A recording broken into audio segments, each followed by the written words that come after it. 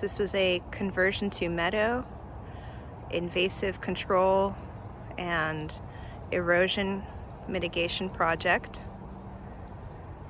So we converted this lawn to native meadow. We just managed this last week, so you can see that all of the stems we took down from the flowers have been used as edging in here. This is our common practice. The homeowner also does some of the management, so they'll leave the brush for us like this, and we will come and reintegrate it. We also do these brush berm constructions. This is going to help with erosion, and lay them laterally and use them along our erosion mitigation constructions. This lawn conversion took about 3 years. This is a 3-year project, or it's 3 years old at this point. And we are in the maintenance phase. Well, like previously the water was just running off of this grassy area, so we were able to concentrate the diversion of water over to this edge, which is a dry creek. And then we did this terracing in here,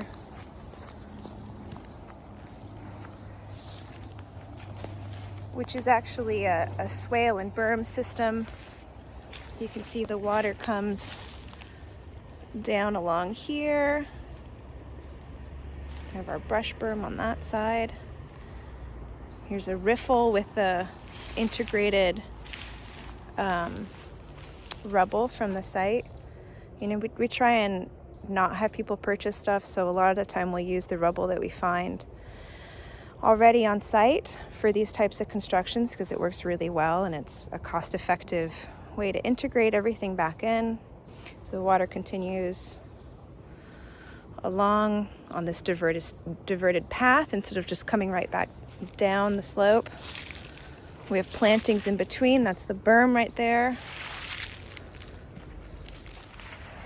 And then continues to this drop off. And any of the water that doesn't get diverted, we have the brush berms along the slope to slow that water and collect topsoil and leaf litter, and eventually that'll terrace itself.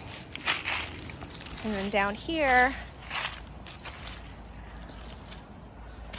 we have the rain garden where the water will sink back in. So you can see the final brush berms.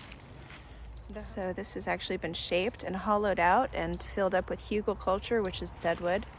And then topsoil has been put back on top. So this will be really nice and rich to grow. And that'll sink all of that water that would have been just flowing down to the creek into this area instead. This is called wattling. It's when we use vines to weave together to do this kind of fencing, and helps us hold leaf litter, topsoil, and other in place. So it's another stabilization method where we can reintegrate what would have been considered trash, essentially, back into a useful element of the site.